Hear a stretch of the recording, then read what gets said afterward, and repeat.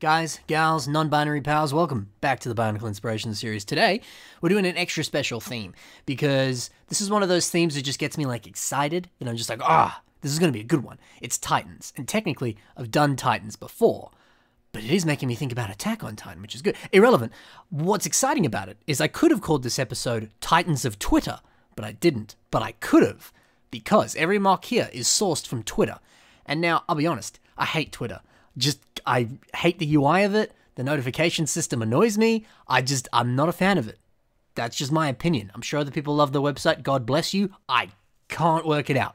But what I'm trying to say is, I don't use it much, but other people do. And let me tell you, if you're one of those people who do, or one of those people who doesn't, check out Twitter, because the Bionicle builders over there are insane. Not all of them post other places. They tend to just stick to Twitter, but the stuff they make is incredible. And that's what I wanted to do this episode, is all these mocks are more or less Titan mocks. Yeah, they're also all from Twitter. So check out the stuff that's there. I've got a whole bunch of other ones there, which will be featured across other BIS episodes. But this one was just purely focused on that. Absolutely brilliant stuff over there. Some absolute bangers. And we're going to focus on a few of those today. So let's do what we do best on this show. Let's showcase mocks from across the community in all the different places, whether it's Twitter, Flickr, Instagram, whatever. And yeah, I'll show you some stuff from the Bionicle community to get you inspired to make your own cool stuff. Let's see what we can find, let's see what's good, and let's see what inspires you. Let's go! The first mock in today's episode is by Shockwave, but with a 0, 625, and this is Karzahni, the Last Clown. So, of course, Karzahni being an official Bionicle character, there's a lot of cool lore about him and a lot of different ways of interpreting the character as well. I believe his form changes because he's from, like, a different dimension or something. It's been a while since I brushed up on my Karzahni lore, but he's a really cool character, and I think this is a banger interpretation of him as well. So, let's dive in. The coolest thing, I think, immediately that grabs me is the head design on this mock. I adore the way he's subtly changed it. When we look at the original set, fairly similar looking head design, except he's added that Glatorian mask at the back there that has those sort of vines coming out of it, which is a nice addition, just sort of adds a few more spikes to it, makes it look a bit more sinister, which is cool. But the eyes are really cool, using a bunch of those slightly larger kind of tooth claw pieces that came on like some of the Fire villains and a few different other sets here and there. They're lovely. They're lovely. I love that sort of... And there's something a little bit more like reptilian about that look, and having multiple eyes like that, there's something a bit more sort of scary and sinister about that, which is certainly fitting of the character and just the more evil look of it as well, which I think is great. Again, there's also something that's a little bit sort of fitting for the fact that he is from another dimension or another world. I forget the exact logistics of that, but he's not from the Matoran universe, if I'm correct. Should really check up my old buddy Biosector knowledge there, but we're here to talk about Bionicle mocks for now. But still, there is something about it that looks very sort of different, a little bit more unique, which I really like. So, really cool face design there. I thoroughly enjoyed just the general kind of body shape of this mock. It's a little bit more sort of serpentine in nature. It kind of isn't as long as you would expect for a serpent sort of tail. It sort of tails off at the end there. And I kind of like that. There's something about it that makes it look maybe battle damaged. Maybe he had a longer tail and it got sort of damaged or cut off or something. But to me, it almost looks like he's older. I don't know. Like to me, he has this like hunch, which implies a sense of age. This hunch, of course, is being created by using some cloth elements that came on this really awesome Bone Dragon set from a Ninjago set fairly recently, only a couple years old now, I think. 2020 that came out, I want to say. Can't remember. But fairly recent set. One of my favorite Ninjago sets. Awesome set, just as a quick side note. But there's something about it that makes it look like those were once wings, but maybe they're a little bit sort of like broken and frail now, and he just sort of rests them on his back, or yeah, maybe it's some sort of hunch on the back of his body. I don't know, there's something about it that looks really frail, which I like. So yeah, to me, there's this surprising sense of age to this mock, which I wasn't expecting, and I quite enjoy. Not an easy thing to convey on a mock, but it's been done well, and I don't know if that's the original intention or not, but that's what I see, and I really like that. So yeah, interesting way of sort of interpreting the tail sort of look of this character and the sort of hunch that it has. I love that. I also quite enjoy the look of the frame here. You can kind of taking the cape thing off of the back and seeing the rest of the mock here. There's kind of a I was going to say that it looks cool, because it does. It's just interesting to sort of study how he's built it here. But now I'm like, oh, he's like standing up, like on his 2 feet, which I sort of, I guess, come together and form this snake body. I like that. That's cool. So maybe he's not old. Maybe he doesn't have a messed up tail. Really should have looked at this before I began. I did look at this picture. I saw this. I just didn't register that because I had notes. My notes here, they literally say, I'm like, the cool backside with all the pistons on the back. Like, I don't know what you want from me. I didn't see that before. But hey, you know what's exciting? Is we can see MOCs and they can take us to brand new places. Or you see something on a MOC you didn't realize that was there before. Or as your knowledge grows, you learn new things, you spot new techniques, all that sort of stuff. So there's the lesson in Ben's accident, whatever you want to call it, is do that. Take a look at some of your old favorite MOCs. Maybe you'll notice something you never noticed before that was right there in front of you the whole time. But side note, I like that. I like the idea that maybe he changes forms. Maybe he has a serpent-like form or he has a sort of humanoid form in that sense. Maybe. I don't know. That's cool. But also really interesting to sort of study the back of this because, it's you can get little things there where you can sort of see roughly how it's made. Specifically more like structurally with those pistons and the way the arms sort of link onto the back there. It's pretty cool. The weapons on this MOC are also pretty cool. There's one shot here with, I assume, Lezovic, a sort of really awesome looking revamp of him, where, they've got the more typical Bionicle chain, the sort of like heftier one that you kind of link together with larger link pieces. And he's sort of just interdispersed a trans-orange chain there, so it kind of looks like the chain's like on fire of sorts. That's cool. Little slight thing, it's just combining two pieces together and not even really connecting them, just sort of twirling them around in that sense. But it looks really cool. Looks really cool. So it's a nice little weapon there. But the other weapon here, using some of the Explode Hero Factory blade pieces, with this really nice sort of like scythe look to it, and the beautiful curve of it as well. I like that curve. It's nice, you know. Everyone with their weapons like to have the long straight stuff. Like, yeah, it's cool to see them curved. I don't know. It's more unique. It's different. It's nice. Little details, but they go a long way. That's cool. And another little detail: the fingernails, freaky and weird, and they also have a curve to them. I like that. Yeah, something just different about it, but it works. And you know what? I always like to see MOCs that just do different stuff like that. Even if it doesn't totally make sense, it makes sense on this MOC. But you know what I mean? It's nice to stretch the boundaries, try new things, do things that are a little more avant-garde or just odd. Because it's cool, you know? Stretch the limits, see what you can play with. Just try something weird and quirky. Who knows if it'll work? Works really well here, that's for sure. So, adore this MOC. Lots of unique techniques and awesome stuff to it, and a surprising unique twist that we discovered mid-episode. Very cool. So lovely take on Karzahni here. Let's move over to the next MOC. This one's a really unique and really cool one. A little bit more system heavy, but that doesn't stop it being cool. This is Zoids Geosaurus, and this is by Tonaru826 Lego. This is badass. This is really cool. So, yeah, like I said, a little bit more system heavy, but still a good whack of Bionicle here and there, which is always appreciated, always cool. I want to start with the head design, though, because that head is really well shaped. It just looks exquisite. There's just a lot of little pieces that are being used here very nicely, like these sort of like lollipop pieces in the light bluish grey there around the eyes. Just a little slight thing there that's adding a little bit more, I don't know, detail under the eye. It makes it look a little bit more menacing. It's nice. But some of my favourite details here is the repeated use of this slope piece here. Let me get the exact name of it. Wedge 2x1x2 1/3 with stud notch left. Of course, that also comes as the right version of that piece. It's sort of coupled in that sense. So there's some there's a bunch of them around the eye. Some of them even sort of form the shape of the eye. It's really interesting because the red of the eye is sort of underneath, and all the sort of grey over the top of it is what's kind of forming the shape of the eye there. The red itself isn't necessarily that shape, so it's an interesting way of doing the eye, of just having a colour underneath, but sort of shaping it over the top of it like that. I like that. We see some more of those pieces being used sort of towards the front of the nose there, which is cool. Again, sort of filling in some of those gaps, and the sort of natural angles of it help to create some interesting shapes here and there. And we also see some being used sort of just towards the back of the top bit of the jaw. And what's really cool is one of them's being used sort of naturally, and one of them's sort of upside down almost. And it's sort of placed behind it there. I imagine that's being placed on a sort of like clip connector piece, which sort of allows you to place a brick on both sides in that regard. But that's really cool. Really nice how it just sort of neatly inserts itself into the gap there and just sort of helps complete it in that sense. It's really pretty. I really like that. So it's lovely to see one piece being used in so many different ways here across this head and just neatly filling in all these little gaps. It's quite exquisite, actually. So lovely, lovely part usages there. Not necessarily a nice part use. It's not, you're just using pieces nicely, but it's cool. It's really cool. So The color scheme on this is gorgeous. The sort of trans neon green there mixed in with the light bluish gray, and obviously little hints of other sort of bits of silver and things, as well as a little bit of dark bluish gray. But yeah, primarily your trans green and your light bluish gray there.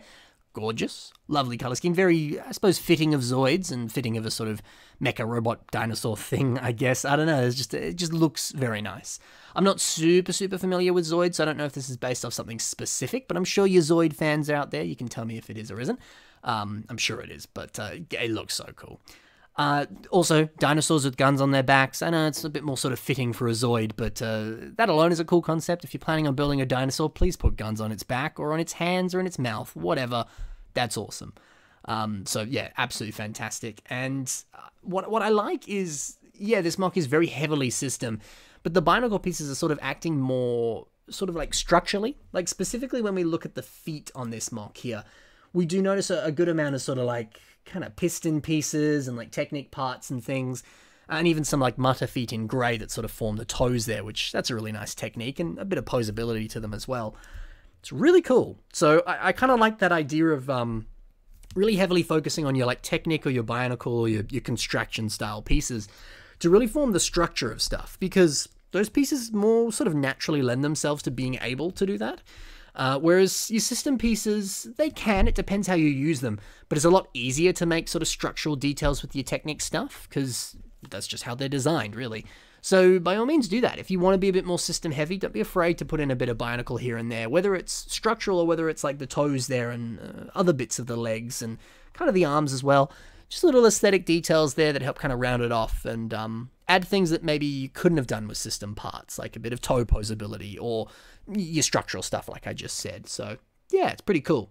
And even in some of these shots, there is a little bit of posability to the legs there. So nice to see that it can still move a little bit here and there, but it still works as its own sort of static model here. It's, well, it's a thing of beauty. It's very nice. So love your work there, good sir. Let's move over now to the next MOC. This is The King of Red, and it is by Kogyokusha Lego Club and Art Club. So maybe this was built at like a school or something with a group of people. That's cool. I apologize for butchering the name there. Not great at saying that. But hey, this MOC is cool. And there'll be links in the description as well to the like original source. So please check out these individual builders here and check out some of the awesome stuff that they've, the other things that they've built, the other things that they post, all that sort of thing. So yeah. Anyway, the MOC itself. So obviously this is a sort of your monochromatic color scheme here, just using one specific color in that regard. There's a little bit with the Zamispheres there that's a little different, but for the most part, it's entirely red, and that's really cool. There's something just that's really striking about that I absolutely adore. So by all means, play around with that. If you've got bulk of one specific color, why not limit yourself to just using that one specific color? And I think colors like red and black would be pretty easy to do that with, because a lot of your connector pieces can come in those specific colors. So it's kind of easy to hide those. Be a bit harder if you want to use like blue or something. Well, you could use blue as the overall color scheme, but you know, if you put your blue pins in there, they might sort of pop up against the red of the color scheme. So you have to be careful what you do there, but it's possible to do by all means. So definitely play around with it. It's a fun thing to do, I'm sure. But there's something surprisingly menacing about it being red, specifically with the use of that headpiece, which is a sort of kind of molded dragon head that came from some Ninjago sets. And I think this came on like the hull of a pirate ship, one of the Destiny's bounty sets, I want to say. So it doesn't have any like printing on it. So there's no specific like eyes or any kind of pattern or whatever, which you normally see on that style of piece. But I kind of like that. Because, I don't know, the ambiguity of it, of where are the eyes on these dragon heads? Are they, like, sentient? Is this, like, a statue? I don't know. Kind of makes it creepier. And then you see inside their mouth, and you're like, well, are those, like, balls of fire that they're about to shoot at me? Are those its eyes? I don't know, and there's something really, like, scary about that. But, like, cool scary, you know? So, I don't know, it's really cool. It's really, really interesting to me, just to see that and to be like, oh, okay, like, what a nice sense of like mystery behind it that actually adds that as sort of extra depth and extra bit of fear to this. I like it. So this is also a pretty nice example of part spamming as well. Obviously just a whole bunch of these Hero Factory torso pieces used all throughout. And, you know, it's a nice way of just buying bulk of one piece there and just really effectively creating a sort of like segmented design like this, like you would see on a snake or, you know, any other kind of creature of a similar look. So I know it's pretty fitting and pretty cool.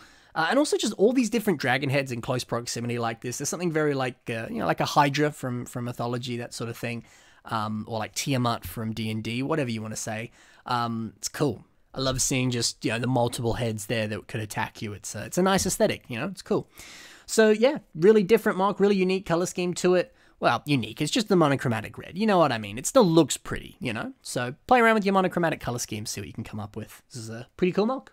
The next mock we have today is Bahamut, and this has been built by BricksEden. The wing design on this is something that really grabbed me. It's a pretty unique way of doing the wings too, so it's using a whole bunch of, well, similar to those curved slopes we saw before, but the different variant where there isn't the sort of notch cut off in the end there. So it's using those on top, and then underneath are these pieces here, these plate round 1x1 with bar handle, which I quite enjoy this piece. I've got a fair few in my collection here and there, and so just by sort of repeating little individual segments of those, you create this really stunning looking wing design here. There's something that's a little bit more sort of like, I don't know, to me it kind of like oozes with like shadow, and there's something kind of more sinister about it, which I quite enjoy, because this dude doesn't look like a friendly guy who will give you a handshake and maybe lend you some money. No, it looks like some guy who's going to kill you, you know? And I like that aesthetic. You know, it's fitting for this style of character, right? So that's a good way of doing those wings. There's something about them that, yeah, it looks like there's sort of holes like missing from it, like it's been tattered in combat, or the nice inclusion of these sort of like spike pieces look like it's just sort of oozing with darkness and evil. It's a cool aesthetic, and it's a nice way of doing that. Plus you get a bit of curvature to it as well, because you can kind of pose it since it's a whole bunch of clips. You can kind of move it around and stuff. So it's a nice way of getting a pretty nice technique, pretty nice sort of overall look out of it. It's cool. I also quite enjoy, just in general, the color scheme. You know, the sort of gold and the black there, it kind of reminds me of Anubis, the god of death from Egypt, Egyptian mythology sort of thing. Even to a degree, the head design kind of looks similar to Anubis's head, kind of, sort of. It's a little bit more sort of like dragon-esque, I suppose, but at first glance, that's what I thought this was some sort of like winged version of Anubis. And I'm not sure if this is based off of something. I apologize if it is, and I'm butchering the source material there. But regardless, I like that inclusion of, you know, taking the color scheme from Anubis, taking little sort of slight hints from him, whether it's deliberate or not, but little subtle stuff like that. And sort of embodying some of those concepts of like a god of death or a more sort of sinister character in that regard, and implementing it into the mock in that regard. Again, might not have been deliberate, but when I look at that color scheme, that's what I think of, and it's only fair that I'd make that association, and, you know, assume that the character has similar qualities in that regard, you know. I'm judging a book by its cover, you know. Maybe that's, I'm stereotyping here, but that is what our brains tend to automatically do. That's the language of design in that sense. So, you know, it's an interesting way of doing it. I also quite enjoy the finger design here. Little slight addition to it of including this specific Lego piece here, which we call Bar 1L with angular hollow stud. So this does come in a few different colors here. It's pretty common in your trans clear, but he's just sort of included those there on those little clips that he's used for the fingers, and it just gives it a slight little additional angle, which I like. Just a subtle way of playing with that finger design there, but it works really well. So I quite enjoy seeing that. So yeah, overall, a pretty awesome looking mock. Let's move on to the last mock in this episode now. And this is by someone we've had on the show before. These people I don't believe we have, but this one we have. This is Vaio Halcas, and this is Code Kraken. Now, this one's a really cool mock. The tentacle Kraken things poking out of its body here look so cool. They look awesome. I love how they sort of flow from being quite large into being quite small, and just the poses that these things can get. There's something so just like lifelike about it. It's really, really impressive. And also imagining it as like weapons as well is so cool. And there's so much language in this in terms of like just seeing all these crazy unique poses all throughout these images here.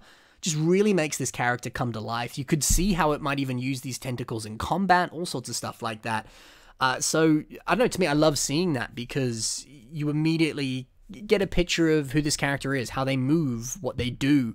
And it's all just because when they were taking pictures here, they just put him in a bunch of cool poses. So by all means, when you photograph your mock, don't be afraid to put them in some cool poses and really kind of use that to your advantage to bring the mock to life, because it does so much here. It's, in my opinion, really awesome. I like the sort of asymmetrical kind of color scheme here. The trans pink on one side, the trans green on the other side there.